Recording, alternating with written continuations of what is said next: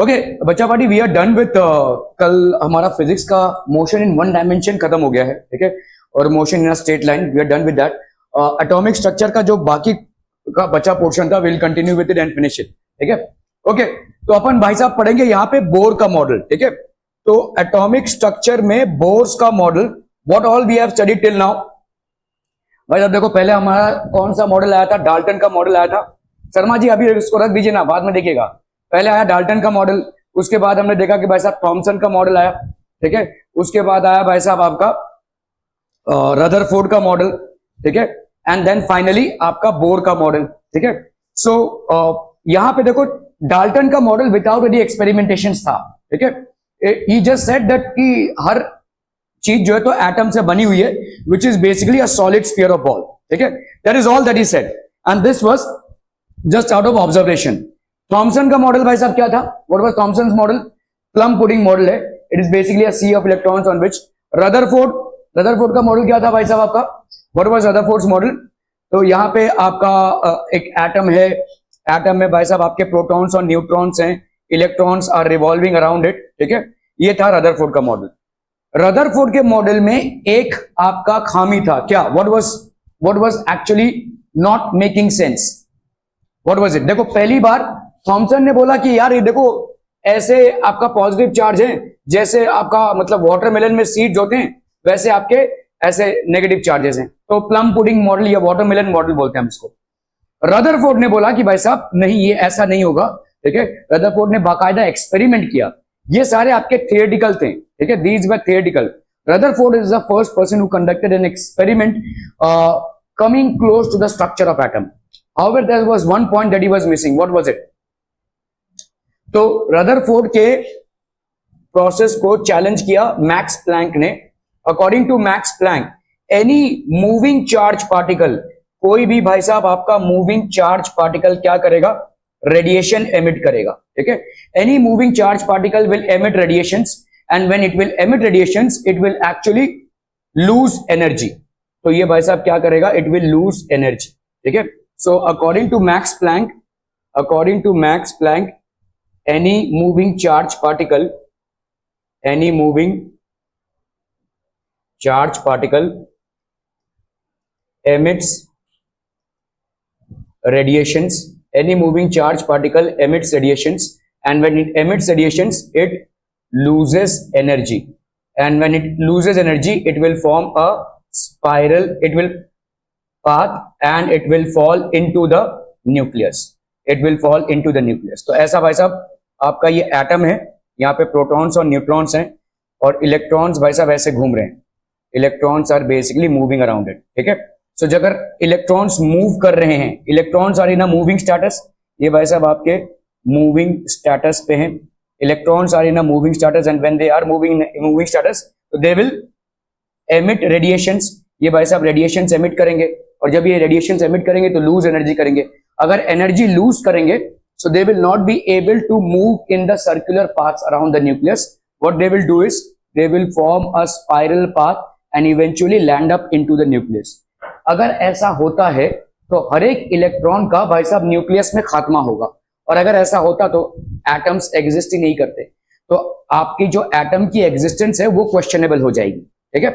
सो ऐसा max Planck ने बोला। तो इसका मतलब रदरफोर्ड के थ्योरी में कुछ ना कुछ कमी थी, और बोर ने बोला कि भाई देखो, एटम्स जो हैं वो ऐसे ऑर्बिट्स में मूव कर रहे हैं जहां पे जब तक वो इलेक्ट्रॉन्स जो है वो ऐसे ऑर्बिट्स में मूव कर रहे हैं जहां पे जब तक वो मूव करेंगे, they are not going to lose energy, so they are going to move and they are not going to lose any kind of energy.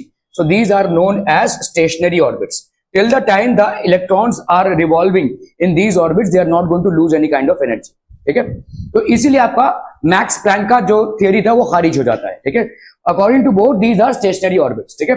हम देखेंगे कि बोर की थियरी में भी कुछ कमियां हैं, जिससे हमको भाई साहब he was not able to explain the various radiations in higher atoms, ठीक है।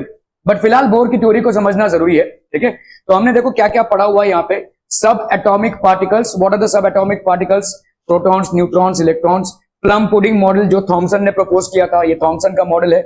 स्पेक्ट्रल सीरीज है, स्पेक्ट्रल लाइंस हमने डिस्कस किया हुआ है, ठीक है। 1/λ कितना होता है? 1 by lambda is equal to wave number is equal to,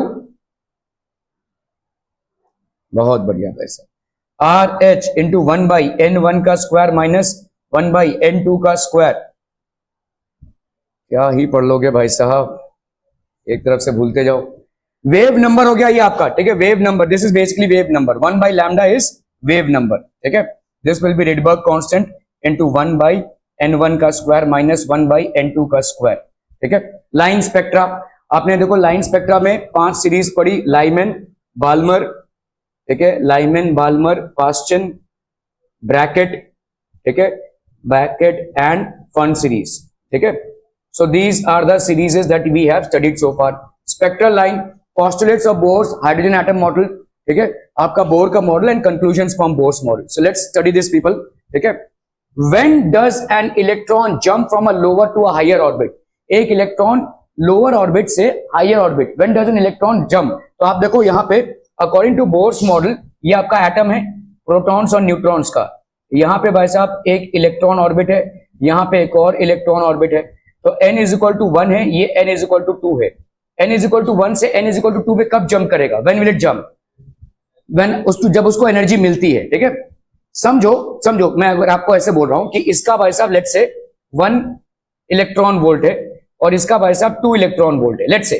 तो अगर इलेक्ट्रॉन को 1.5 इलेक्ट्रॉन वोल्ट मिला तो क्या वो बीच में कहीं पे जाएगा? तो आंसर इज नो। जब तक इलेक्ट्रॉन को पूरा का पूरा 2 इलेक्ट्रॉन वोल्ट ना मिल जाए तब तक वो जंप नहीं करेगा, ठीक है। So until and unless the electron acquires an energy which is equivalent to the energy of the second orbit or whatever orbit it is jumping into, it will not make a jump, ठीक है। तो आपका 1.5 1.6 ऐसा कुछ हुआ तो वो jump नहीं करेगा, ठीक है। Okay, so when does an electron jump from a lower orbit to a higher orbit, तो हमारा देखो En का वैल्यू क्या है? एनर्जी जो है this is basically equal to minus of R H Z square by n का square, ठीक है। En हो गया आपका energy, En is basically what? Energy of the nth orbit. R H आपका हो गया रिडबर्ग कांस्टेंट, n हो गया आपका ऑर्बिट नंबर और z क्या हो जाएगा? Atomic number. z is basically atomic number. इसको लिख लीजिए भाई साहब, पता नहीं कितनी बार लिखा होगा आपने लेकिन याद नहीं है, ठीक है। R H which is Rydberg constant, z is basically what? The atomic number and n is the orbit number, ठीक है। ये एटॉमिक नंबर हो गया, n is the orbit number. चलिए फटाफट क्विक जल्दी इस फॉर्मूला को लिख लीजिए बस, ठीक है। Okay, so as it is clear from the equation that the value of n increases therefore the energy of the orbit decreases. भाई साहब जैसे जैसे ये इंक्रीज होता जाएगा, ठीक है, equation the value of n increases therefore energy of the orbit increase होगा। क्यों? क्योंकि ये नेगेटिव है। देखो जैसे जैसे n इंक्रीज होगा वैसे वैसे फ्रैक्शन का वैल्यू डिक्रीज होगा, लेकिन ये नेगेटिव है। नेगेटिव में छोटा नंबर बड़ा होता है ना। तो आपका भाई साहब एनर्जी इंक्रीज होगा। लोअर ऑर्बिट, ठीक है, लोअर ऑर्बिट में एनर्जी लेस होगी, हायर ऑर्बिट में एनर्जी ज्यादा होगी। समझ में आ रहा है भाई साहब ये, ठीक है। This eliminates option C. तो आपका भाई साहब ऑब्वियसली ऑप्शन सी नहीं होगा, there is no change in energy, ठीक है। Okay, option A releases energy, ठीक है। तो आपका एनर्जी इज रिलीज, ठीक है, रेडिएट्स एनर्जी, ठीक है, both are energy releasing mode. तो ये वाला भी और ये वाला भी भाई साहब आपका, सॉरी, ऑप्शन ए और ऑप्शन डी, ठीक है, दोनों में भी आपका एनर्जी का रिलीज हो रहा है, ठीक है, दोनों में भी आपका एनर्जी का रिलीज हो रहा है। Energy observe, the electron needs extra energy to go to the higher orbit, hence option B is the correct answer. आपका भाई साहब एनर्जी इज अब्सॉर्ब, ठीक है।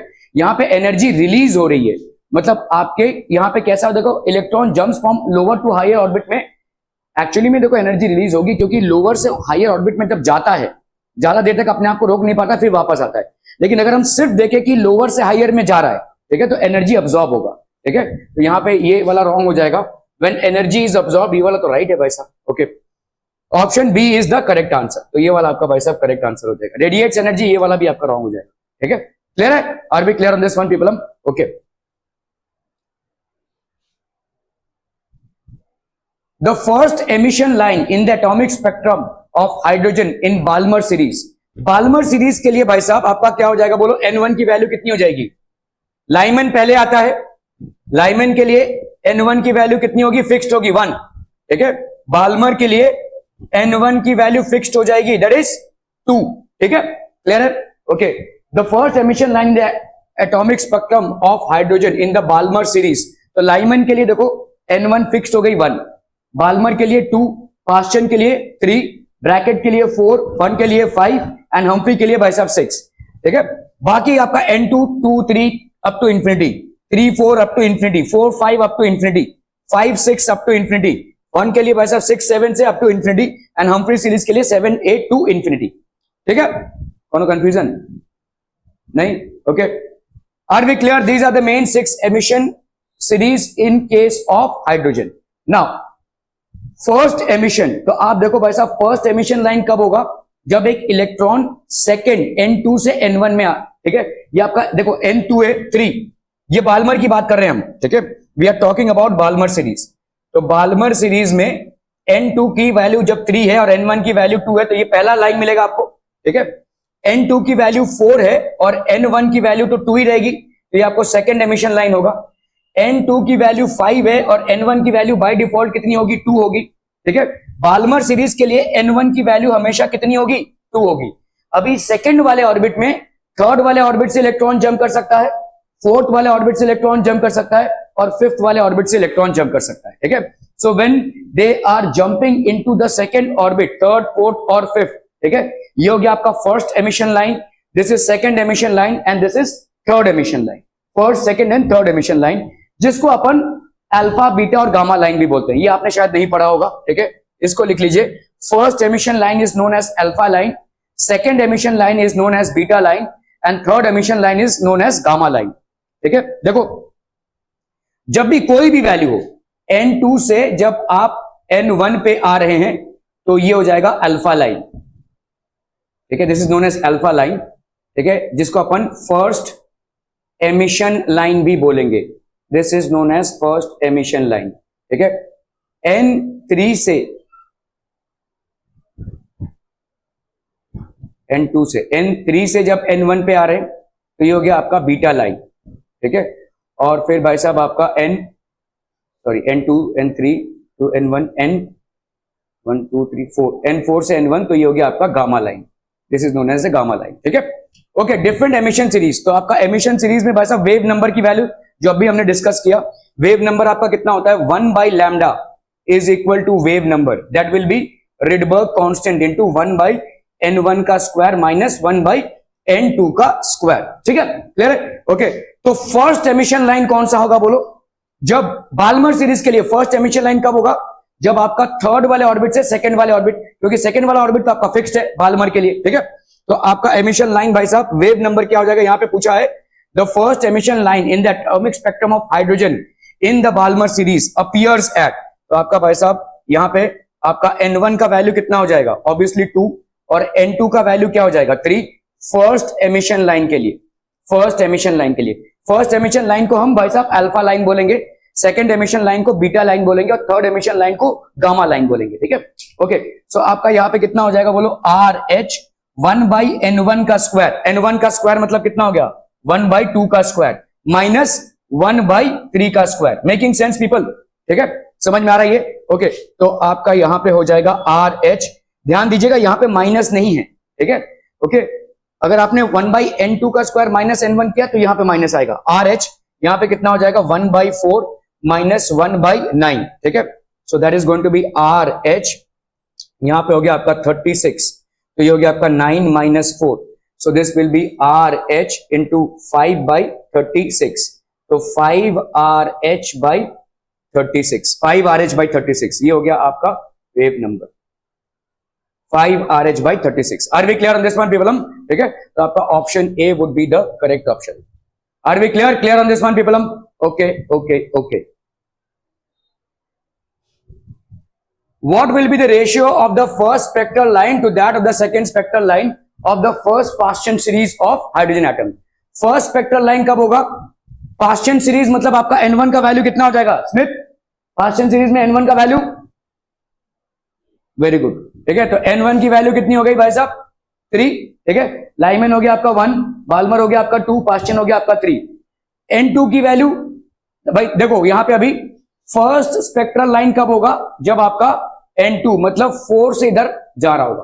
ठीक है, इलेक्ट्रॉन फोर्थ वाले से थर्ड वाले में ड्रॉप हो रहा होगा। ठीक है, तो आपका first line, second spectral line कब होगा?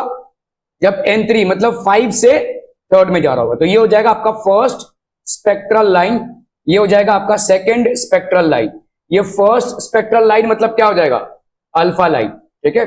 सेकेंड स्पेक्ट्रल लाइन मतलब क्या हो जाएगा? Beta line. समझ में आ रहा है ये भाई साहब? ठीक है, ओके। तो अपन कैलकुलेट करते हैं, what will be the ratio of wavelength.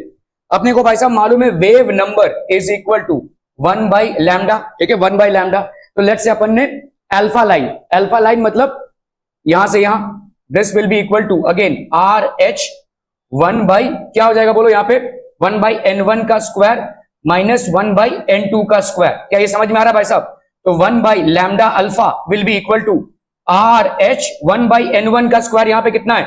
1 by 3 का स्क्वायर माइनस 1 बाई N2 का स्क्वायर मतलब कितना हो गया? 4 का square. So that will B are H 1 by 9 minus 1 by 16। सो ये हो गया आर एच, यहां पे 9 और 16 का भाई साहब कितना हो जाएगा? 9 और 16, 9 और 16 का एलसीएम कितना हो जाएगा भाई साहब? तो यहां पे अपन कर सकते हैं, ऐसे ही कर लो भाई साहब, देखो 9 इंटू 16 ऐसे रखते हैं इसको, 9 इंटू 16 इधर कितना हो जाएगा? 16 माइनस 9, ठीक है। ये हो गया आपका क्या? 1 बाई लैम्डा अल्फा, ठीक है। इसी तरह से भाई साहब बीटा का क्या हो जाएगा भाई साहब? What will be beta?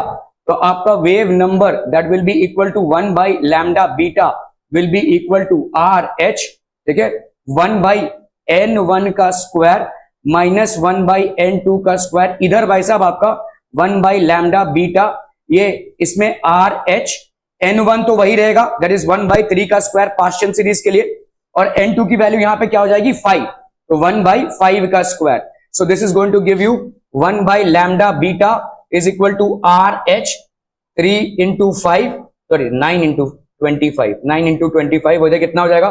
25 minus 9, तो इसका भाई साहब कितना आ गया? 9 माइनस ये हो गया 7, आर एच अपॉन 9 इंटू 16, ठीक है, 1 बाई लैम्डा अल्फा, और 1 बाई लैम्डा बीटा की वैल्यू क्या हो जाएगी?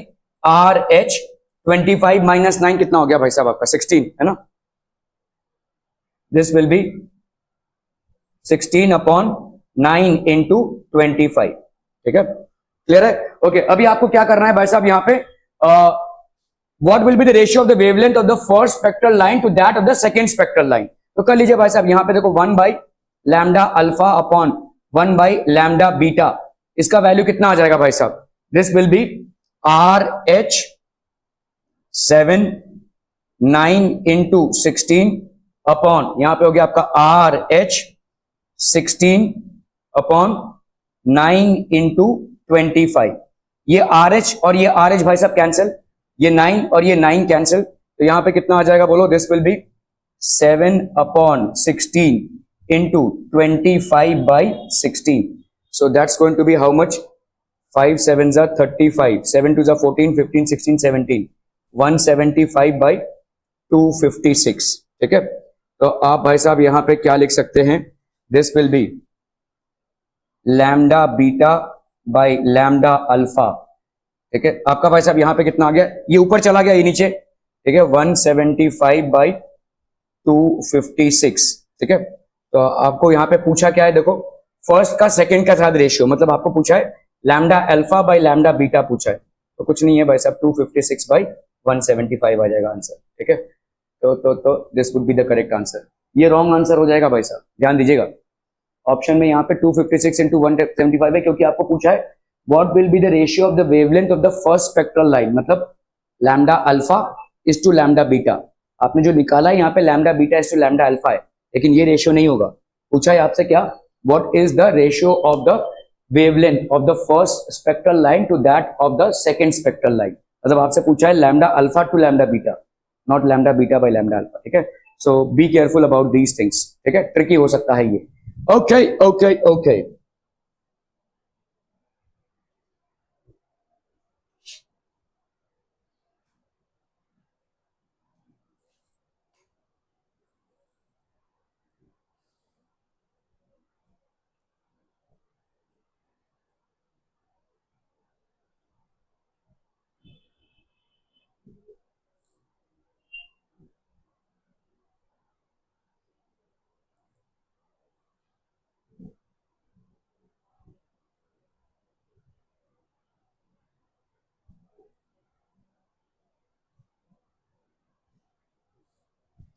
The Balmer series is characterized by the electron transition. तो आपका बाल्मर सीरीज कहां से कहां आ रहा है भाई साहब? बाल्मर सीरीज लाइमेन आता है भाई साहब, कहां से? लाइमेन आता है, n1 की वैल्यू 1 है और n2 की value anything above 2 including anything above 2, ठीक है। तो Balmer series is characterized by the electron transitioning from n is greater than equal to 3 to n1 to 2, where n refers to the radial quantum number or principal quantum number of the electron, ठीक है। तो आपका देखिए यहाँ पे Balmer n is equal to 2 है, 3 4 5, ठीक है। आपका भाई साहब 3 से 2 पे आया अल्फा, ठीक है, 4 से 2 पे आया बीटा और यहाँ पे 5 से 2 पे आया गामा, ठीक है, alpha beta and gamma series, ठीक है। The transitions are named sequentially by Greek letters n3 to n1, ठीक है। तो यहाँ पे भाई साहब n is equal to 3 to n1 is equal to 2, ये हो गया आपका अल्फा अल्फा सीरीज, 4 to 2 हो गया आपका बीटा सीरीज एंड 5 to 2 हो गया आपका गामा सीरीज, ठीक है। General rule for naming them is if transition occurs from n+1 to n1, देखो पहला वाला से और +1 तो इसको अपन अल्फा बोलेंगे, ठीक है। यही मैं आपको बोल रहा था कि n1+1 से अगर ट्रांजिशन हो रहा है इलेक्ट्रॉन का n1 तक तो इसको क्या बोलेंगे भाई साहब? अल्फा सीरीज, ठीक है। ओके, n1+2 से अगर n1 पे हो रहा है, अभी ये 1 कुछ भी हो सकता है, लाइमेन के लिए 1 1 ही हो जाएगा, बाल्मर के लिए 1 2 हो जाएगा, पास्टन के लिए 1 3 हो जाएगा, ठीक है, ब्रैकेट के लिए भाई साहब 1 4 हो जाएगा, फन के लिए भाई साहब ये 1 5 हो जाएगा, हम्फ्री के लिए 6 हो जाएगा। n1+2 to n1 ये हो गया भाई साहब आपका बीटा, ठीक है। n1+3 to n1 ये हो गया भाई साहब आपका गामा सीरीज, ठीक है।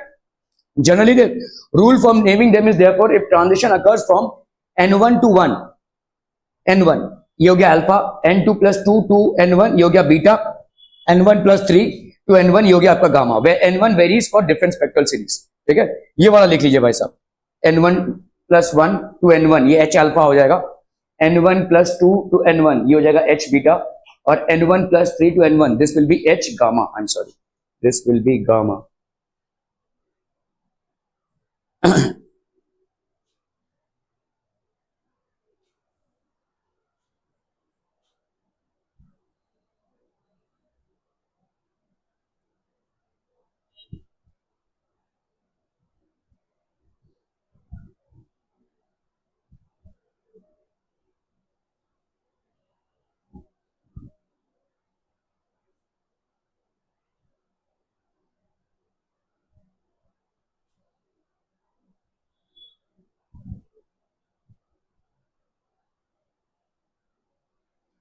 हो गया? हाँ भाई साहब चतुर एकदम से पूरा। Ratio of wavelength of H alpha Lyman to H alpha of the परफॉर्म सीरीज इज, इसको कैलकुलेट कीजिए भाई साहब। Ratio of wavelength of H alpha, ratio of wavelength of H alpha of Lyman to H alpha of Pfund series. Easy है भाई साहब एकदम से, फटाफट। Ratio of wavelength of H alpha of Lyman to H alpha of Pfund series. Lyman के लिए भाई साहब N1 की वैल्यू कितनी हो जाएगी? 1 और फन के लिए 5, ठीक है। ओके, तो आपका भाई साहब यहां पे लाइमेन का अगर हम देखते हैं, लाइमेन, ठीक है, दिस विल बी 1/λ, हम यहां पे लाइमेन लिख देते हैं, ठीक है। This will be equal to wave number, ratio of wavelength पूछा है ना, ठीक है। This will be equal to wave number that is RH 1/n1 का स्क्वायर माइनस 1/n2 का स्क्वायर, तो यहां पे हो जाएगा RH, ये हो गया 1/1 का स्क्वायर माइनस 1/2 का स्क्वायर, ठीक है। So this will B RH, ये हो गया आपका 1 माइनस 1/4, आप इसको RH 3RH/4 लिख सकते हैं, ठीक है। इसी तरह से भाई साहब आपका 1/λ, ठीक है, ऑफ फन सीरीज, ये कितना हो जाएगा? Wave number that will be equal to RH, ठीक है। अगेन यहां पे भी आपका 1/n1 का स्क्वायर माइनस 1/n2 का square that will B RH, ठीक है। यहां पे हो गया आपका कितना? 1 फन का कितना हो जाएगा? n1 की वैल्यू हो जाएगी 5 और ऑब्वियसली n2 की वैल्यू हो जाएगी भाई साहब 6, ठीक है। सो RH हो गया इधर 1/25 minus 1/36. So this will be RH 36 minus 25 और यहाँ पे हो गया आपका 25 into 36. तो 9 प्लस कितना होगा ये 9 11 ओके RH ये हो गया आपका 11 into 11/25 into 36. आपको भाई साहब रेशियो ऑफ वेवलेंथ ठीक है पूछा है तो आप भाई साहब इसको सीधा ऐसे भी देखो यहाँ पे अगर लाइमेन को ऊपर लाना है तो इसको नीचे ले लो 1/λp upon 1/λl. This will be equal to RH into 11/25 into 36 upon RH into 3 upon 4. RH भाई साहब आपका कैंसिल हो गया 4 9 जा 36 हो गया ये ठीक है यहाँ पे कितना आ जाएगा बोलो 11 upon 25 3 जा 75 into 9 ठीक है सो हो गया आपका 11 upon 5 9 जा 45 9 7 जा 63 plus 4 67 675. अरे बाबा तो कितना आ गया भाई साहब यहाँ पे 3 into 25 4 into 11 कितना था अपना भाई साहब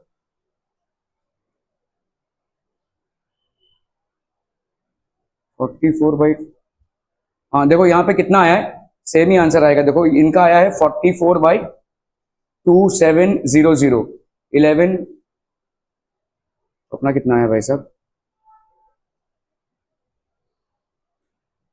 ओके सो अगर मैंने इसको डिवाइड किया देखो 4 11 जा 44 4 6 जा 24 7 से 4 गया 3 4 7 जा 28 4 5 जा 20 11/675 ही आएगा ठीक है ये वाला जो रेशियो आया है ये 44/2700 आया है which is approximately equal to 11/675 ठीक है सो आपका भाई साहब यहाँ पे 11/675 ये रेशियो आपका भाई साहब कितना है तो 11/675 है देखो ठीक है अभी इसको अगर 1 करना है 11/675 तो आपको भाई साहब यहाँ पे 11 और ये आपका 675 तो भाई साहब कितना आ जाएगा यहाँ पे कर लो भाई साहब यहाँ पे 1 1 और ये हो गया आपका 675 पॉइंट डालो यहाँ पे 0 ये एक 0 काम नहीं बनेगा एक और 0 ठीक है तो दिस विल बी 0 तो आपका भाई साहब यहाँ पे कितना आएगा 1 है ना सो 5 1 जा 5 675 क्योंकि आपका देखो 675 into 2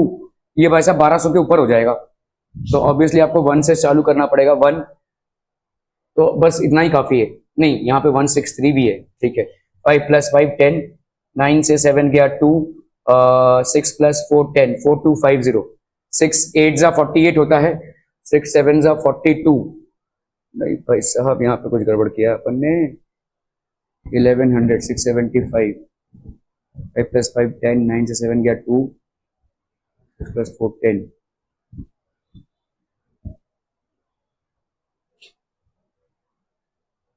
675 8 से तो जाएगा नहीं तो आपका भाई साहब 7 से 5 7 जा 35 7 7 जा 49 50 51 52 देखो इन दोनों में से कोई एक आंसर होगा ऑब्वियसली ठीक है तो अपन भाई साहब पहले से 6 को ट्राई कर लेते हैं यहाँ पे ठीक है इसको देख कर ही ट्राई कर सकते हैं 6 आपको एमसीक्यू में ऐसे ही सॉल्व करना पड़ेगा ठीक है आप पहले यहाँ पे देखो इन क्योंकि ये तो हो नहीं सकता और ये भी नहीं हो सकता तो ऑब्वियसली 183 या 163 में कोई होगा 8 से अगर मैं मल्टीप्लाई करूं 6 8 जा 48 हो जाता है इससे ज्यादा हो जाएगा यहाँ पे 42 है देखो 6 8 जा 48 हो जाएगा इससे ज्यादा हो जाएगा ऑब्वियसली 6 से मल्टीप्लाई करेंगे तो अगर हमने 6 हम यहाँ से चूज कर रहे हैं देखो 675 into 6 5 6 जा 30 7 6 जा 42 45 6 6 जा 36 + 4 हो गया आपका 40 ठीक है यस दिस विल वर्क तो भाई साहब आपका ये वाला करेक्ट आंसर आगे जाने की जरूरत भी नहीं है यही आंसर हो जाएगा ठीक है एमसीक्यू का सवाल ऐसे ही सॉल्व करना है आपको यहाँ पे देखो लाइमैन और बाल्मर का किया हुआ है यहाँ पे this is how we will get the different emission states Salman ji clear है कोनो confusion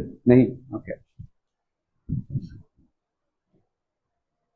limiting line of any spectral line in the hydrogen spectrum is the line when n2 is equal to infinity भाई साहब n1 की value Lyman में क्या हो जाएगी अगर लाइमैन है तो n1 की वैल्यू हो जाएगी भाई साहब 1 अगर भाई साहब n1 है तो यहाँ पे बाल्मर की वैल्यू क्या हो जाएगी बोलो 2 ठीक है n1 मतलब लाइमैन बाल्मर पास्चन की वैल्यू भाई साहब कितनी हो जाएगी 3 ठीक है n1 ब्रैकेट की वैल्यू भाई साहब कितनी हो जाएगी 4, ठीक है। N1 फंड सीरीज की भाई साहब कितनी हो जाएगी 5, और N1 हम्फ्री सीरीज की कितनी हो जाएगी, हम्फ्री सीरीज की हो जाएगी भाई साहब 6, ठीक है। लेकिन N2 की वैल्यू इंफिनिटी होगी जब भी आप any spectral line, limiting line, ठीक है, लिमिटिंग लाइन में, ठीक है, लिमिटिंग लाइन में भाई साहब N2 की वैल्यू हमेशा इंफिनिटी होगी। तो आप भाई साहब ये जो यूज करते हैं वेव नंबर जिसकी वैल्यू है RH 1/N1 का स्क्वायर माइनस 1/N2 का स्क्वायर, ये N1 एज पर Lyman, Balmer, Paschen, Brackett, Pfund और हम्फ्री सीरीज होगा, और इस N2 की वैल्यू हो जाएगी infinity if it is a case of limiting line. अगर भाई साहब लिमिटिंग लाइन का केस है, ठीक है, अगर आपको भाई साहब सवाल में लिमिटिंग लाइन दिया हुआ है, इसको लिख लीजिए, limiting line of any spectral series in the hydrogen spectrum, limiting line of any spectral series in the hydrogen spectrum is the line when N2 is equal to infinity, जब भाई साहब आपका N2 कितना हो जावे इंफिनिटी, ठीक है।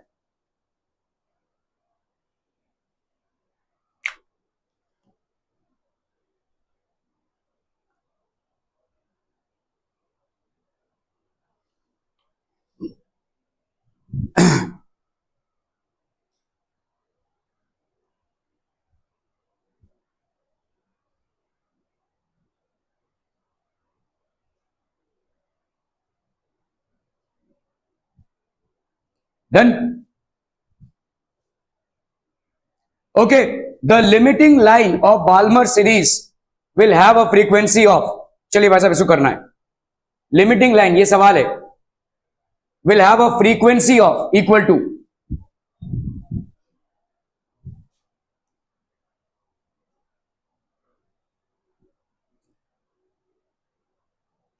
कैसे कैलकुलेट करेंगे भाई साहब इसको, लिमिटिंग लाइन में बाल्मर सीरीज का हो जाएगा N1 इज इक्वल टू 2, ठीक है। बाल्मर सीरीज में भाई साहब आपका, बाल्मर सीरीज में N1 की वैल्यू हो जाएगी 2, और क्योंकि ये लिमिटिंग लाइन है, because it's a case of limiting line, hence N2 की वैल्यू क्या हो जाएगी भाई साहब आपकी इंफिनिटी, ठीक है। तो आपका यहाँ पे बाल्मर सीरीज में लिमिटिंग लाइन हो गया N1 इज इक्वल टू 2 और N2 की वैल्यू हो गई भाई साहब इंफिनिटी।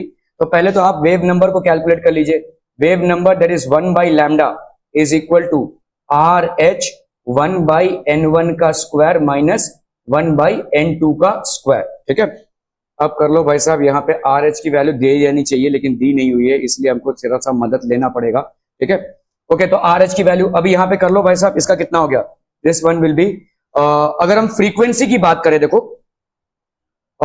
देखो आपका फ्रीक्वेंसी कितना होता है, what is basically frequency, C is equal to lambda into frequency, C है क्या आपका वेलोसिटी ऑफ लाइट, ठीक है। तो अगर मैंने इस लैम्डा को इधर लिया तो C/λ is equal to frequency, या 1/λ को अपन क्या बोल सकते हैं, फ्रीक्वेंसी बाई C, है ना भाई, बोल सकते हैं कि नहीं, C is equal to lambda into frequency होता है, velocity of light is equal to lambda, velocity of light नहीं बोलेंगे, वेलोसिटी ऑफ इलेक्ट्रोमैग्नेटिक रेडिएशन, ठीक है, लैम्डा इंटू फ्रीक्वेंसी। तो आपका C/λ कितना हो जाएगा, फ्रीक्वेंसी, ठीक है। तो आपका 1/λ कितना हो जाएगा, frequency by velocity. Are B clear on this one people? तो 1/λ यहाँ पे कितना हो गया, आपको यहाँ पे कैलकुलेट क्या करना है, देखो you will have to calculate the frequency, आपको भाई साहब फ्रीक्वेंसी को कैलकुलेट करना है, ठीक है। ओके, तो ये हो गया C/λ, तो अपन इसको क्या लिख सकते हैं, फ्रीक्वेंसी बाई C। चलिए भाई साहब इसको लिख लेते हैं अपन फ्रीक्वेंसी बाई C। तो 1/λ की जगह पे अपन क्या लिख सकते हैं, frequency by C is equal to RH 1/N1 का स्क्वायर माइनस 1/N2 का स्क्वायर, ठीक है। क्लियर है, are we clear on this one people?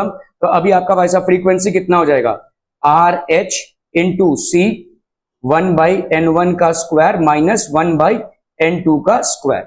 अभी RH की वैल्यू कितनी है भाई साहब, सेंटीमीटर्स में कितनी है, 109,677 पर सेंटीमीटर है, ठीक है। RH की वैल्यू अगर हम सेंटीमीटर्स में लेते हैं, RH की वैल्यू, तो अगर सेंटीमीटर्स में इसको ले रहे हैं तो हमको भाई साहब वेलोसिटी को भी, आपका जो C है, C की वैल्यू कितनी है, C की वैल्यू है भाई साहब 3 इंटू 10⁸ मीटर पर सेकेंड। इसको अगर मैंने सेंटीमीटर में कन्वर्ट किया, 3 इंटू 10⁸ इंटू 10⁻² सेंटीमीटर पर सेकेंड, तो ये हो गया 3 इंटू 10⁻12 सेंटीमीटर पर सेकेंड, ठीक है। तो आपकी वैल्यू भाई साहब यहाँ पे कितनी हो जाएगी, फ्रीक्वेंसी की वैल्यू 109,677 पर centimetre into 3 into 10 raise to 8, अरे हाँ 10 रेस टू 10 होगा ना भाई साहब, 8 + 2 10, ठीक है। मीटर पर सेकंड को सेंटीमीटर पर सेकंड में, तो 10 रेस टू 2 सेंटीमीटर पर सेकंड। इधर कितना हो जाएगा भाई साहब, 1/n1 का स्क्वायर। क्या होगा, क्या हो गया भाई साहब, क्या शर्मा जी क्या हो रहा है, डायमंड लेके भाग रहे भाई साहब। ओके, 1/c1 का आपका n1 का स्क्वायर, बाल्मर सीरीज है तो n1 का स्क्वायर हो गया, 2 का स्क्वायर माइनस, क्योंकि लिमिटिंग लाइन है तो 1/∞ का स्क्वायर हो जाएगा, है ना। सृष्टि गौरी 1/∞ कितना होता है, क्या क्या 1/∞ कितना होता है, पहले क्या बोला तुमने, मेरे को सुनाई दिया, जो बोल रही थी वो सही था, अभी तो बोला ना कुछ तुमने, इसे नहीं बोला था क्या, अच्छा मेरे को सपना आ रहा है। 1/∞ कितना होगा, अरे भाई साहब 0 होगा ना, 1/∞ मतलब क्या हो जाएगा, 1/1/0, ये 0 हो जाएगा भाई साहब, ठीक है। तो 1/∞ स्क्वायर भी 0 हो जाएगा, इसको कर लो भाई साहब, 109677 इंटू 3 इंटू 10 रेस टू 8, ये वाला पूरा आपका हो गया 0, 1/∞ का स्क्वायर, और क्या बचा 1/4, ठीक है, इंटू 1/4। माते तेरा बैग बार बार गिरा रहा है ना, जानबूझ के रख देना, इसके पास रख देना, चिंदीगिरी हरकतें हैं सब, ठीक है। तो यहाँ पे आपका पर सेकंड हो गया, ये सेंटीमीटर और ये पर सेंटीमीटर भाई साहब आपका कैंसिल हो गया, पर सेकंड हो गया, ये हो गया आपका फ्रीक्वेंसी, ठीक है। 4 भाई साहब इसको 4 2 जा 8, 4 2 जा 8 बचा 29, 4 7 जा 28, 4 7 जा 28 है ना, 4 7 जा 28 बचा, 4 4 जा 16, 4 1 जा 4, 4 8 जा 32, 7 से 2 क्या 5, नहीं यार 4 9 जा 36 होगा यहाँ पे, 4 9 जा 36 बचा 1, 4 2 जा 8, 4 5 जा 20, ठीक है। तो भाई साहब इसको कर लो, 5 3 जा 15, 3 2 जा 6 1 7, 9 3 जा 27, 3 1 जा 3 4 5, 4 3 जा 12, 7 3 जा 21 22, 3 2 जा 6 7 8, ठीक है। इतना आ गया इंटू 10 रेस टू 8, ठीक है। इसको भाई साहब अगर हम यहाँ पे लेकर आए 1 2 3 4, तो 8 + 4 तो भाई साहब 12 होता है, यहाँ पे 14 कैसे आ गया, कहाँ गड़बड़ किया, अच्छा यहाँ पे 10 ही होगा ना, आई एम सो सॉरी, यहाँ पे 10 लिखा था तो यहाँ पे 8 कहाँ से आ गया, ओके ये हो गया आपका 10, ठीक है। तो 1 2 3 4, ठीक है, तो 4 ऐड हो जाएगा इस पे, तो ये हो गया भाई साहब, 4 भी अगर ऐड होगा तो कहाँ गड़बड़ हो रहा है भाई साहब, 10 raise to 8 109677,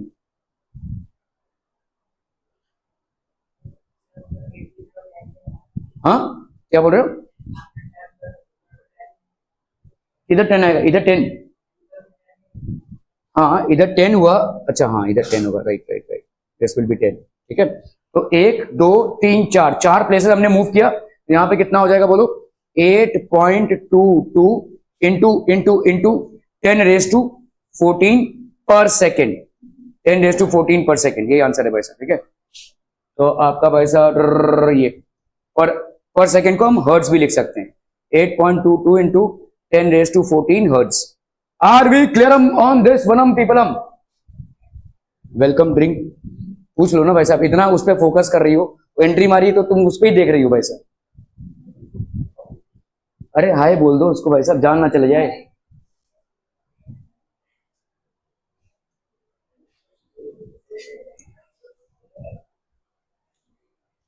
okay, number of spectral lines भाई साहब, यहाँ पे number of spectral lines, it is used when we are given a sample of hydrogen atoms. हमको भाई साहब यहाँ पे अगर सैंपल ऑफ हाइड्रोजन एटम्स दिया हुआ है, ठीक है, ओके, और hydrogen sample is mentioned, bore की कहानी हाइड्रोजन तक ही है, जितना भी बोर के बारे में आप पढ़ेंगे हाइड्रोजन या हाइड्रोजन लाइक एटम्स तक ही उसकी सीमित है, उसके बाहर नहीं, और उसके बाहर जैसे ही हम जाते हैं तब जाकर आपका इलेक्ट्रॉनिक क्लाउड का कॉन्सेप्ट चालू होता है, ठीक है। सो बोर की कहानी भाई साहब सिर्फ हाइड्रोजन लाइक एटम्स पे है। It is used when we are given a sample of hydrogen atoms, ठीक है, when there are many atoms present, there are different possibilities of electrons going to a different level and coming back. The formula to calculate the number of spectral lines, कितने number of spectral lines, ये बहुत important है, इसको लिख लीजिए। Total number of spectral lines is n2 - n1 N2 minus N1 plus 1 upon 2.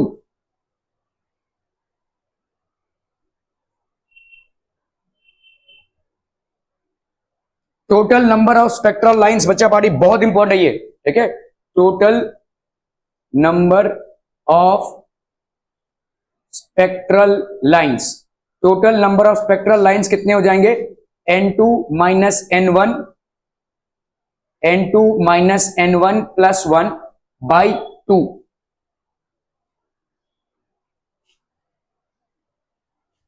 जैसे मैं अगर बोलूं आपको कि कैलकुलेट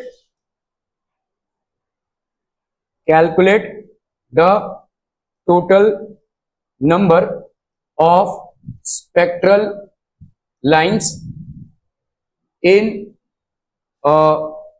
beta series या H beta of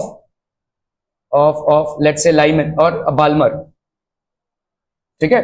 जब मैं बीटा की बात करूं तो इसका मतलब N2 की वैल्यू कितनी हो जाएगी? बाल्मर का भाई साहब N1 कितना हो जाएगा? बोला हो, बोला जल्दी से बोला, 2, ओके।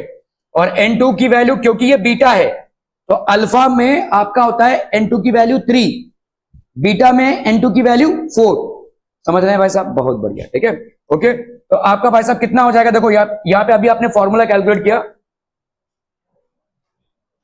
ठीक है। यहां पे आपका देखो ये बाल्मर सीरीज है, this is basically Balmer, that is n is equal to 2, ये हो गया n इज इक्वल टू 3 और ये हो गया n इज इक्वल टू 4, ठीक है। क्लियर है?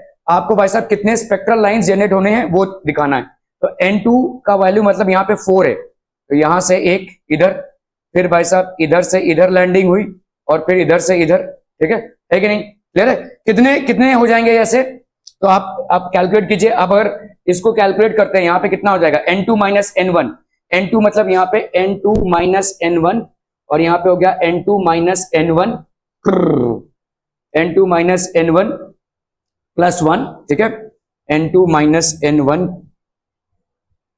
Plus 1 upon 2। N2 कितना है भाई साहब आपका? 4 माइनस 2, इधर आपका हो गया 4 माइनस 2 प्लस 1 अपॉन आपका हो गया 2, तो ये हो गया 2, 4 माइनस 2 की वैल्यू हो गई 2, 2 प्लस 1 हो गया आपका 3, ठीक है। तो आपके कितने स्पेक्ट्रल लाइन जनरेट हो गए? देखो 3, 1 2 3। डायग्राम से जाइए या फॉर्मूला से जाइए, ठीक है। This is how you are going to calculate it. Spectral lines आपको कितने दिख रहे हैं? एक तो भाई साहब सीधा इधर से इधर टपका, तो एक स्पेक्ट्रल लाइन जनरेट हो गया। दूसरा वाला क्या पॉसिबिलिटी है? इधर से इधर टपके, फिर इधर से इधर टपके, तो आपका भाई साहब एक स्पेक्ट्रल लाइन इधर, दूसरा स्पेक्ट्रल लाइन इधर और तीसरा स्पेक्ट्रल लाइन इधर, तो 3 स्पेक्ट्रल लाइंस हो गए आपके, ठीक है। यहां पे भी देखो, अगर फॉर्मूला लगाओगे N2 minus N1, N2 minus N1 plus 1 upon 2, तो आपका 4 माइनस 2, N2 की वैल्यू ऑब्वियसली हो गई भाई साहब, क्योंकि यहाँ पे बीटा सीरीज ले रहे हैं आप।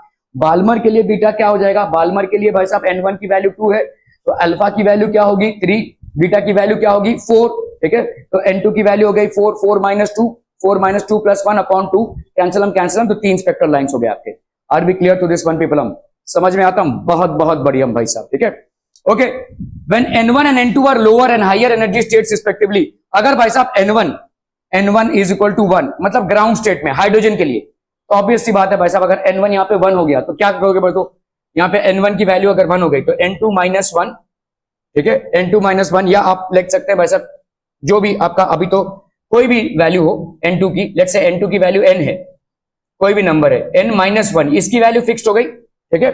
यहाँ पे n माइनस 1 प्लस 1, समझ में आ रहा है? तो ये क्या हो जाएगा? कैंसिल, बस n into n minus 1 by 2। इसको याद रखने की जरूरत नहीं है, no need to memorize this, all you need to do is memorize this. N2 minus N1 into N2 minus N1 plus 1 upon 2, number of spectral lines when an electron jumps from N2 to N1, इतने spectral lines आपके emit होंगे, ठीक है, okay. So total number of spectral lines when ground state of hydrogen atom, जब भी हम बोलेंगे ground state of hydrogen atom, but obviously बात है N1 की वैल्यू कितनी हो जाएगी? 1, ठीक है। When N is the higher energy state, तो आपका हायर एनर्जी स्टेट में जैसे टोटल नंबर ऑफ, अगर समझ लो इनिशियल एनर्जी स्टेट N1 और ये 6 है, तो आपका टोटल एनर्जी कितने हो जाएंगे? 15 लाइंस हो जाएंगे। देखो, अगर समझ लो हाइड्रोजन एटम हमने लिया हुआ है और N2 की वैल्यू ली है 6, ground state of hydrogen atom मतलब ये हो गया आपका 1, तो यहां पे क्या हो जाएगा? देखो, अगर 1 है तो सीधा सीधा n into n minus 1 by 2 लिख सकते हैं, तो 6 इंटू 6 माइनस 1 बाई 2, सो ये हो गया 3 इंटू 5 दैट इज 15, ठीक है। 3 इंटू 5 15, काउंट कर लो भाई साहब, यहां 6 से इसमें गिरा 1, इसमें गिरा 2, इसमें गिरा 3, इसमें गिरा 4, इसमें गिरा भाई साहब 5, ठीक है, फिर 6, फिर यहां पे जितने भी आए थे देखो 6, 7, 8, 9, 10, 11, 12, 13, 14 और ये 15, इस तरह से अपने को गिनना है। मैन्युअली आप इस तरह से गिनेंगे, लेकिन अगर फॉर्मूला लगाएंगे तो आराम से कैलकुलेशन हो जाएगा, ठीक है। नंबर ऑफ स्पेक्ट्रल लाइंस बेटा जनरेटेड, जब आपका भाई साहब एक इलेक्ट्रॉन 6 से कहां पे टपक रहा है, फर्स्ट पे, बालमर पे, ठीक है, क्लियर है। Are we clear, sorry Lyman पे टपक रहा है ये, ठीक है। Okay okay okay, isolated atoms, ठीक है, when electrons de excite from higher energy level to lower energy level, de excite हो रहे हैं भाई साहब इलेक्ट्रॉन्स, ठीक है, when higher energy level to lower energy level in an isolated atom, the spectral lines can be calculated as follows, ठीक है। maximum spectral lines observed in the spectrum of an isolated atom is n2 minus n1, ये maximum होगा, ठीक है, इसको लिख लीजिए, maximum number of spectral lines, ठीक है, ये maximum number of spectral lines observed in the spectrum of an isolated atom, isolated atom मतलब इकलौता एटम। देखो यहां पे जो हो रहा है ना भाई साहब, ये जो हो रहा है ये इकलौते एटम की कहानी नहीं है, बहुत सारे बंच ऑफ एटम्स हैं, उसमें ये total number of spectral lines मिल रहा है। इकलौता एक एटम है, इकलौते एटम में इकलौता इलेक्ट्रॉन होगा ना भाई साहब, ठीक है, तो उसके कितने मैक्सिमम नंबर होंगे, क्या ये समझ में आ रहा है? सवाल ऐसे घूम जाएगा। बंच ऑफ एटम्स में n2 minus n1 into n2 minus n1 plus 1/2 होगा। अगर आइसोलेटेड एटम में है तो आपका सिर्फ n2 माइनस n1 होगा, मतलब इकलौता इलेक्ट्रॉन होगा उसमें। इकलौता एटम में इकलौता इलेक्ट्रॉन ही होगा ना भाई साहब, तो एक ही एटम है, जैसे 6 से 1 आ रहा है तो भाई साहब ये 6 से पहले 5 पे आएगा, 5 से 4 पे, 4 से 3 पे, तो एक ही लाइन दिखेगी आपको भाई साहब। कितना दिख रहा है यहाँ पे आपको spectral lines n2 minus n1, तो आपको कितने लाइंस दिख गए, 1 2 3 4 5, n2 माइनस n1। बहुत इंपॉर्टेंट है भाई साहब, इसको लिख लीजिए, आइसोलेटेड एटम, ठीक है। Maximum number of spectral lines observe in the spectrum of an isolated atom will be n2 minus n1 and a bunch of atoms or in a sample it will be n2 minus n1 into n2 minus n1 plus 1/2। Are we clear on this one people, हम समझ में आ रहा है ये, ठीक है। ये जो आपको दिखा, देखो यहां पे भी आपका 6 से 1 है, लेकिन इकलौते इलेक्ट्रॉन का है। इकलौता इलेक्ट्रॉन कहां से आएगा, इकलौते एटम से, आइसोलेटेड एटम से। यहां पे भाई साहब जो आपको दिख रहा है वो ग्रुप ऑफ एटम से, ठीक है। तो कहीं पे आपका देखो 6 से 5 में आया, दूसरा वाला 6 से भाई साहब बोला कि मैं 4 तक जाऊंगा, तो ऐसे आ रहा है भाई साहब 15 आपके जो मिल रहे हैं, ठीक है। इनके पास मल्टीपल ऑप्शन है बिकॉज मल्टीपल एटम्स है, ठीक है, clear.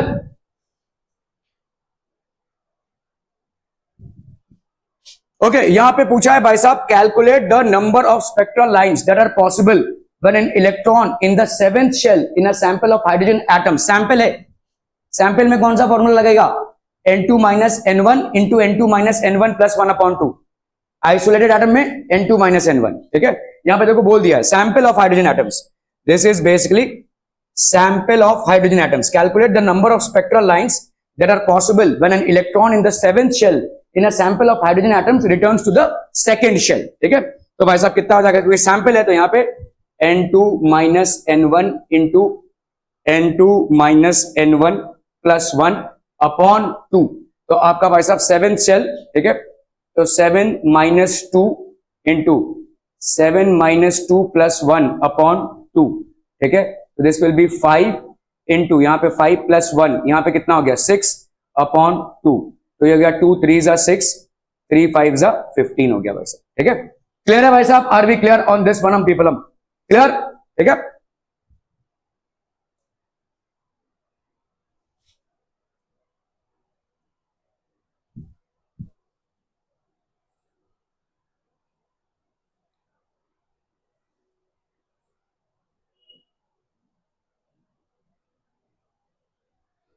Calculate the maximum and minimum number of different types of photons released in one atom in transition from orbit number 4 to orbit number 1, ठीक है।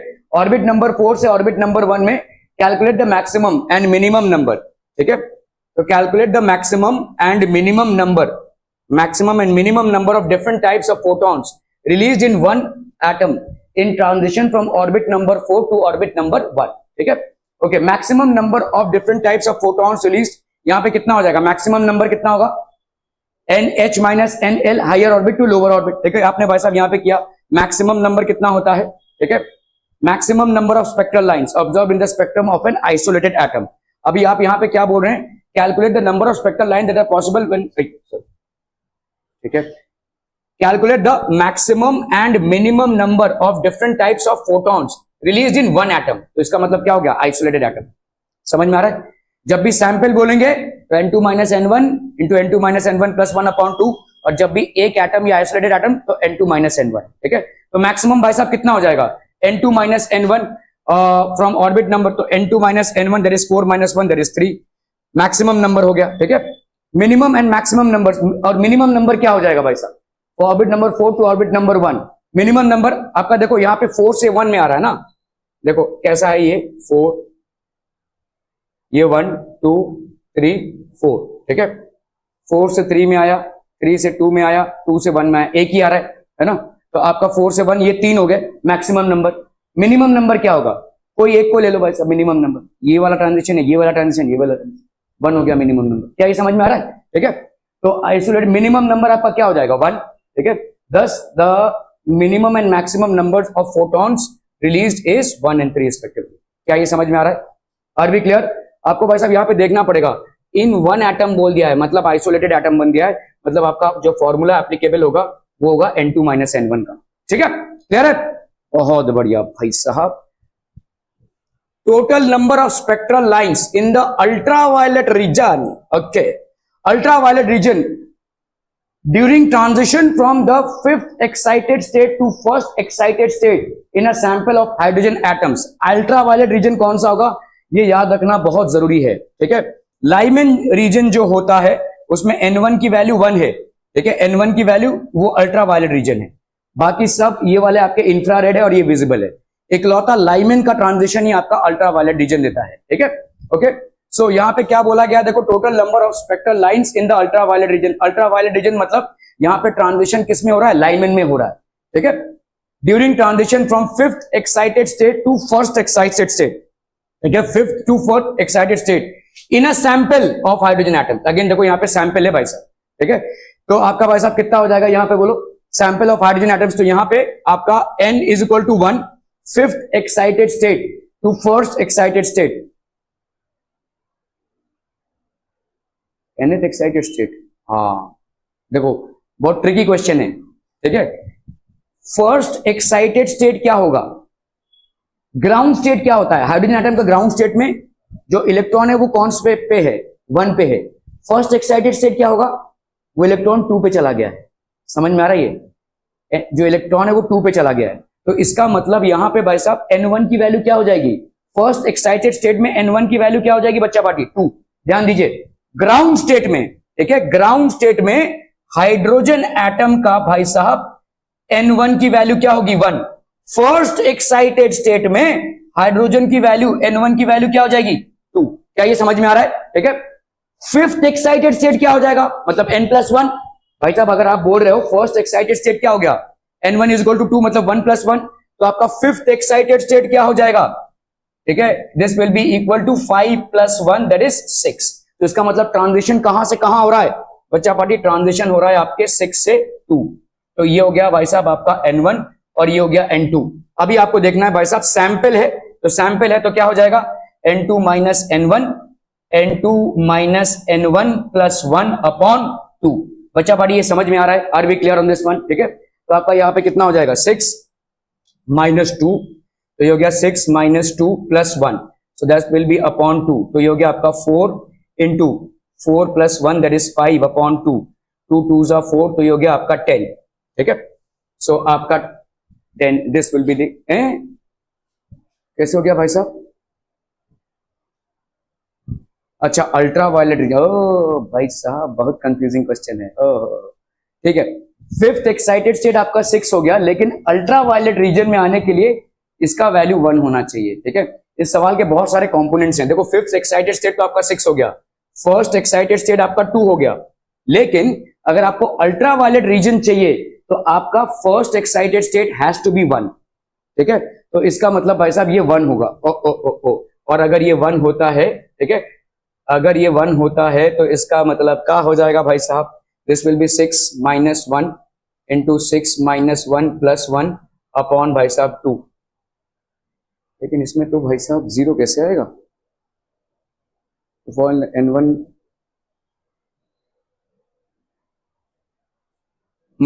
बताइए जीरो कैसे आएगा? आंसर जीरो आ रहा है, D is the correct option. सवाल अच्छा है, बहुत अच्छा सवाल है भाई साहब, ठीक है। फिफ्थ एक्साइटेड स्टेट क्या है? 6। फर्स्ट एक्साइटेड स्टेट क्या है? 2। तो 6 से 2 के ट्रांजिशन में तुमको कौन सा रीजन मिलेगा? विजिबल रीजन, ठीक है। अगर तुम्हारा ये ट्रांजिशन हो रहा है 6 से 2, तो विजिबल रीजन मिलेगा, अल्ट्रावायलेट मिल ही नहीं सकता, ठीक है। तो इसका मतलब आंसर जीरो हो जाएगा, आंसर आपका जीरो हो जाएगा, ठीक है। क्लियर है? समझ में आ रहा है भाई साहब? दोनों चीजें तुम फुलफिल नहीं कर सकते कि तुमको भाई साहब अल्ट्रावायलेट रीजन में भी स्पेक्ट्रल लाइन चाहिए और तुम्हारा फिफ्थ एक्साइटेड स्टेट से फर्स्ट एक्साइटेड स्टेट में इलेक्ट्रॉन का ड्रॉप हो रहा है, तो you will get a spectral line but that will be in the visible region, not in the ultraviolet region. समझ में आ रहा है ये? तो इसके लिए आपको ये वाले शॉर्ट फॉर्म्स आने चाहिए। Good question, I mean tricky question है, ठीक है। हम जनरली कैलकुलेशन पे जाएंगे, लेकिन अगर आप देखेंगे ये पॉसिबल ही नहीं है। दो में से कोई एक कंडीशन पॉसिबल हो सकती है, या तो आप बोल दीजिए भाई साहब फिफ्थ एक्साइटेड स्टेट से आपके मतलब ग्राउंड स्टेट पे इलेक्ट्रॉन का ड्रॉप हो रहा है, तो आप बताइए भाई साहब कितने स्पेक्ट्रल लाइंस आपको अल्ट्रावायलेट रीजन में मिल जाएंगे, that can be calculated. But अगर आप बोलेंगे फिफ्थ एक्साइटेड स्टेट से, अब बहुत सर दर्द कर रहा है तुमका, फिफ्थ एक्साइटेड स्टेट से आपका फर्स्ट एक्साइटेड स्टेट में ड्रॉप हो रहा है और आपको अल्ट्रावायलेट भी चाहिए, तो ये नहीं हो पाएगा, ठीक है। क्लियर है? Okay, so hence the answer is zero. Are we clear on this one people? Okay okay okay. Total number of spectral lines possible during the transition from the fourth excited state to ground state in a sample. तो sample में भाई साहब formula क्या लगेगा? n2 minus n1 into n2 minus n1 plus 1 upon 2, ठीक है। अभी यहां पे भाई साहब फोर्थ एक्साइटेड स्टेट है, तो फोर्थ एक्साइटेड स्टेट मतलब n plus 1 that is 4 plus 1 that is 5, ठीक है, to ground state. Ground state मतलब क्या हो जाएगा भाई साहब? आपका ग्राउंड स्टेट है n1, मतलब ये हो गया आपका 1, ठीक है। तो आपका भाई साहब यहां पे कितना हो जाएगा? दिस विल बी 5 माइनस 1, ठीक है, इंटू 5 माइनस 1 प्लस 1, ठीक है। तो दिस विल बी अपॉन 2, तो कितना हो गया ये 4 इंटू 4 प्लस 1 5 बाई 2, 2 2 जा 4, 2 5 जा हो गया आपका 10, ठीक है। सो आंसर इज बेसिकली 10, ठीक है। अगर आपको देखना है भाई साहब ऐसे भी देख सकते हैं, n5 से भाई साहब n5 से सीधा n1 पे, n5 से n2 पे, n5 से n3 पे, n5 से n4 पे, तो कितने स्पेक्ट्रल लाइंस आ गए इधर? 4। n4 से ये सब भाई साहब n5 से n1 के ट्रांजिशंस को रिप्रेजेंट कर रहे हैं, n4 से n1, n4 से n2, n4 से n3, ये हो गया भाई साहब आपके 3। n3 से भाई साहब n1, n3 से n2, तो ये हो गया आपके 2, और n2 से n1 ये हो गया आपका 1। तो 4 और 3 7 8 9 और ये 10। Are we clear on this one people? समझ में आ रहा है? अगर आप मैन्युअली करना चाहते हैं this is how you will do it, but calculation wise this is the one, ठीक है। Because we are talking about sample, hence this formula is applicable. If we are talking about an isolated atom, it will be clearly n2 minus n1. Clear है भाई साहब? Are we clear? Okay, okay, okay. तो अभी हम भाई साहब देखेंगे Niels Bohr was the first to quantitatively explain the general features of the structure of hydrogen and its spectrum. ठीक है, तो मतलब क्वांटिटेटिवली इन्होंने एक्सप्लेन किया कि भाई साहब ये स्ट्रक्चर है, और मैक्स प्लैंक जो बोल रहे थे कि भाई साहब स्पाइरल वे में ये गिरेगा, उन्होंने बोला कि भाई साहब नहीं गिरेगा, क्योंकि जब तक अपना इलेक्ट्रॉन एक स्टेशनरी ऑर्बिट में है उसकी एनर्जी फिक्स्ड होती है, ठीक है। By moving in that stationary object it's not going to lose any energy, it can gain energy but it's not going to lose any energy, ठीक है। Okay, so Bohr was able to address most of the drawbacks of Rutherford's model. Rutherford का एक drawback था कि भाई साहब वो ये नहीं एक्सप्लेन कर पाए कि इलेक्ट्रॉन्स चार्ज पार्टिकल हैं और मूविंग कंडीशन में है। कोई भी चार्ज पार्टिकल अगर मूविंग कंडीशन में होता है, it's going to radiate and lose energy, so it is going to fall into the nucleus. That was something that was not explained in Rutherford's model. Further he managed to extend Rutherford's work, तो Bohr ने इस पे अपने हिसाब से ये explanation दिया। The developments that influence Bohr to put forward a new model are as follows. इसके साथ साथ भाई साहब बहुत सारी और भी चीजें होने लगी। Dual character of electromagnetic radiation, तो आपका इलेक्ट्रोमैग्नेटिक रेडिएशन के दो कैरेक्टर्स हैं, क्या क्या शर्मा जी? हाँ, इलेक्ट्रोमैग्नेटिक रेडिएशन के दो कैरेक्टर्स हैं, क्या क्या? Wave and particle nature. तो there is a certain group of scientist who believe that electromagnetic radiation is made up of particles, and there is a certain group of scientists who believe that electromagnetic radiation is made up of waves. और दोनों भी अपनी जगह पे सही हैं, ठीक है. Huygens हो गए, थॉमस यंग हो गए, all these believe that electromagnetic radiation is basically made up of waves. And we have a separate group of scientists, let's say Newton, Einstein, etc., who believe that electromagnetic radiation is made up of particles. ठीक है. Okay. So dual character of electromagnetic radiation and experimental results regarding atomic spectra. Dual character of electromagnetic radiation means that it has both wave nature and particle nature. तो Bohr's model could explain structure of hydrogen atom, yes, ठीक है, और hydrogen spectra, इसको ये explain कर पाया. लेकिन higher atoms में ये फेल होने लगा क्योंकि we were getting multiple spectras. ठीक है. Okay, are we clear on this one people? हम आर वी क्लियर? ठीक है. तो यहां पे देखो कैसा हो रहा है. ठीक है. बोर का model, postulates of Bohr's hydrogen atomic model. Hydrogen की बात कर रहे हैं या हाइड्रोजन लाइक एटम्स की. ठीक है. लिथियम जो हाइड्रोजन के बहुत क्लोज है. The electron in the hydrogen atom moves around the nucleus. ये इलेक्ट्रॉन भाई साहब जो है न्यूक्लियस के अराउंड मूव कर रहा है in a circular path, fixed radius and energy. In a circular path of fixed radius and energy. These paths are known as orbits. इन paths को अपन क्या बोलते हैं? Orbits. Stationary states और allowed energy states. These orbits are arranged concentrically around the nucleus. ठीक है. तो ये हो गया न्यूक्लियस, ये हो गया भाई साहब N1, ये हो गया N2, ये हो गया N3, ऐसे so on and so forth है भाई साहब. ठीक है. Electrons revolving around the nucleus in circular orbit. ठीक है. अभी देखो एक फोटोन emission, electron jumps. तो photon emission, electron jumps. The energy of an electron in the orbit does not change with time. किसी भी ऑर्बिट में जब वो घूम रहा है तो टाइम के साथ उसका एनर्जी चेंज नहीं होगा. ठीक है. एक मिनट.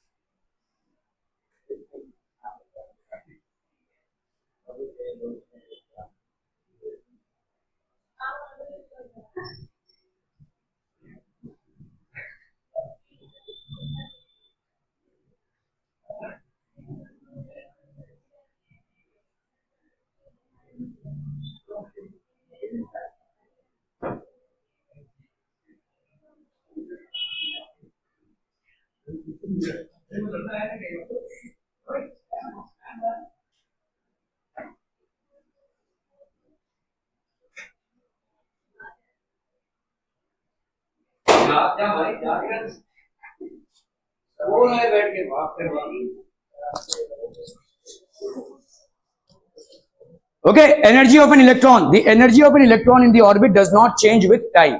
जो इलेक्ट्रॉन भाई साहब ऑर्बिट में घूम रहा है उसका एनर्जी चेंज नहीं होगा along with time. ठीक है.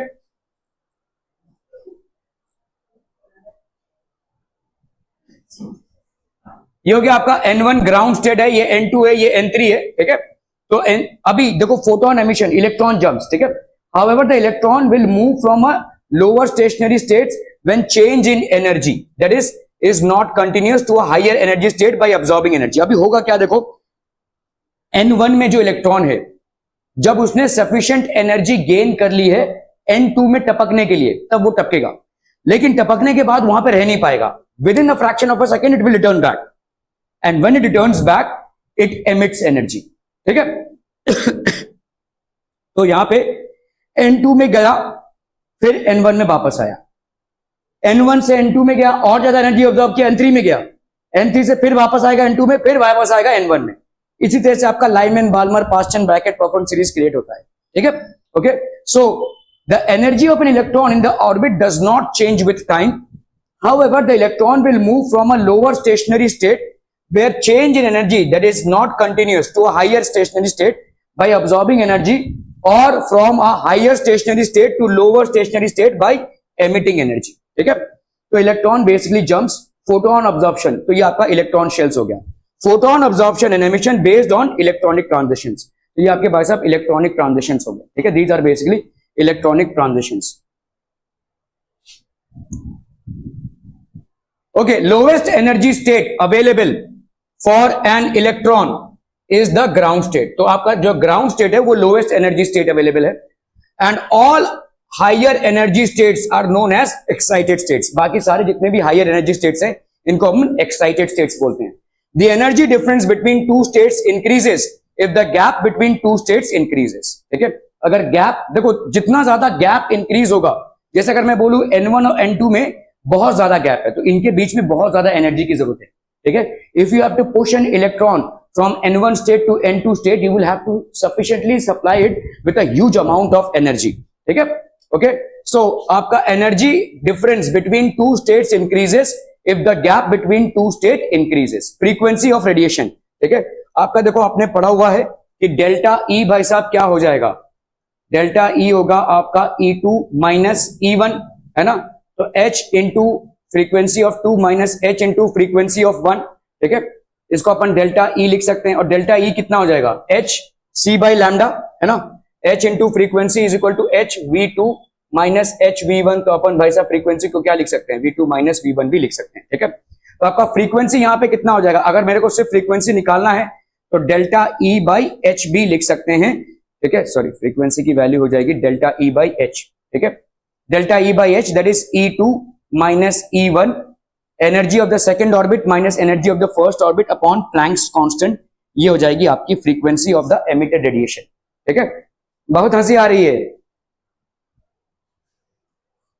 समझ लो भाई साहब. आपका एक एटम है, इस एटम में ये प्रोटॉन्स है, ये न्यूट्रॉन्स है, ये भाई साहब आपका फर्स्ट ऑर्बिट है, ये आपका लेट से सेकेंड ऑर्बिट है, इसका एनर्जी है E1, इसका एनर्जी है E2. ठीक है, अभी इलेक्ट्रॉन को आपने एनर्जी दिया, ये इलेक्ट्रॉन इधर से इधर मूव हुआ. ठीक है, लेकिन वो अपने आप को यहां पे सस्टेन नहीं कर पाएगा, it will immediately fall back, and while falling back it will emit the radiation और the energy that it had absorb. ठीक है, तो कितना अब्सॉर्प्शन हुआ था, जितना आपका एनर्जी का डिफरेंस हो. ठीक है, अब्सॉर्प्शन भाई साहब कितना होगा, अब्सॉर्प्शन ऑफ एनर्जी मतलब ये हो जाएगा आपका E2 माइनस E1. ठीक है, ये E2 माइनस E1, इतना ही जो अब्सॉर्ब किया था उतना ही वो रिलीज करेगा. This will be the release energy. ठीक है, यही आपका रिलीज एनर्जी होगा. तो जो आपका इलेक्ट्रोमैग्नेटिक रेडिएशन एमिट होगा उसका रिलीज एनर्जी कितना होगा, that will be equal to delta E. ठीक है, that will be equal to E2 minus E1. तो ये हो गया आपका रिलीज्ड एनर्जी. रिलीज्ड एनर्जी, अभी रिलीज एनर्जी कितना होता है भाई साहब आपका, देखो आपका एनर्जी होता क्या है, पहली बात तो एच सी बाई लैम्डा, या आप h इंटू फ्रीक्वेंसी भी बोल सकते हैं. तो रिलीज एनर्जी कितना हो जाएगा, h into frequency, that is equal to delta E. तो भाई साहब फ्रीक्वेंसी की वैल्यू क्या हो जाएगी, डेल्टा ई बाई एच. समझ में आ रहा भाई साहब, frequency will be delta E by h, the difference in energy upon h. ठीक है, are we clear on this one people, हम समझ में आ रहा है ये. So frequency of the radiation, this will be basically frequency of the radiation, energy allowed. ठीक है, और आपको भाई साहब प्लैंक्स कांस्टेंट की वैल्यू मालूम है 6.626 इंटू 10⁻⁻34. ठीक है, an electron can move in only those orbits, electron उन्हीं ऑर्बिट्स में मूव कर सकता है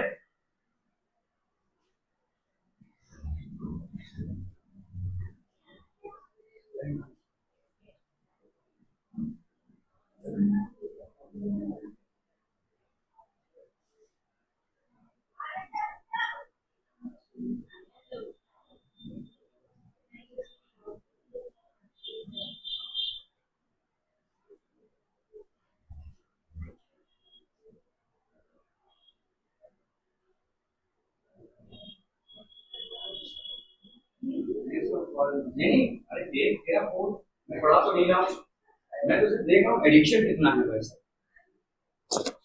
सुबह उठ के पहला काम क्या करता रहता है, यही है ना, लोग भगने जाते होंगे, ब्रश करने जाते होंगे, तू पहला काम यही करता होगा. नहीं, अरे भाई साहब, ओ स्ट्रेचिंग करते हैं, okay. Angular momentum quantization. An electron can move only in those orbits for which its angular momentum is an integral multiple of h by 2 pi. Bore का भाई साहब क्या बोल रहे हैं? बोर भाई साहब बोलते हैं कि आपका, ठीक है, angular momentum, Bohr's angular momentum, Bohr का एंगुलर मोमेंटम मतलब क्या है कि इलेक्ट्रॉन उन्हीं ऑर्बिट्स पे मूव करेगा जहां पे एंगुलर मोमेंटम हो NH by 2 pi, ठीक है। n मतलब हो गया number of the orbit, number of the orbit, और ये हमेशा इंटीग्रल होगा, ठीक है। It will be integral, it will be integral, that is 1 2 3, ये इंटीग्रल मल्टीपल है। h मतलब हो गया आपका Planck's constant, Planck's constant. So therefore angular, Bohr's angular momentum क्या बोल रहा है कि the electron is going to move, electron is going to move only in orbits which are an integral multiple, which are an integral multiple of h by 2 pi, ठीक है। The electron is going to move into only those orbits which are an integral multiple of h by 2 pi. Integral multiple मतलब ये n, ठीक है, integral multiple of h by 2 pi. So an electron can move only in those orbits for which angular momentum is an integral multiple of h by 2 pi. तो आपका भाई साहब electron is going to move only in those orbits in which the angular momentum, in which the angular momentum is an integral multiple of h by 2 pi, ठीक है। सिर्फ इन्हीं जगह पे वो मूव करेगा भाई साहब।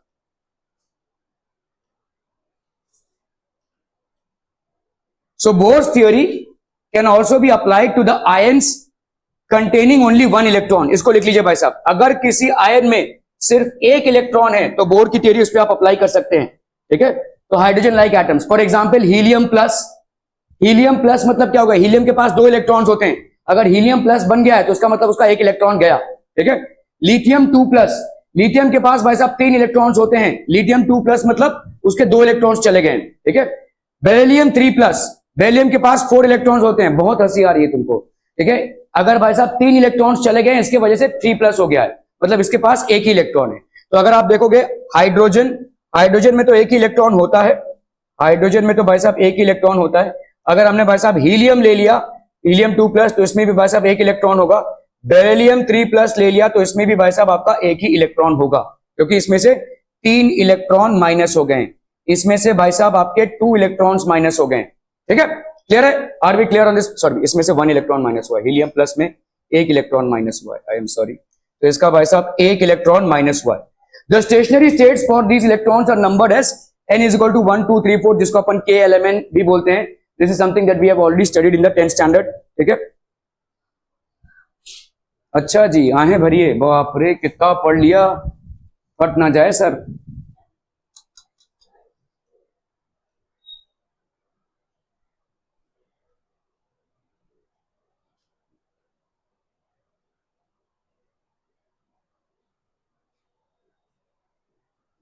ठीक है भाई साहब, सही सलामत घर पहुंचिए। पता चला बेहोश हो गए भाई साहब, ओ माय गॉड। साइंस लिए हैं भाई साहब।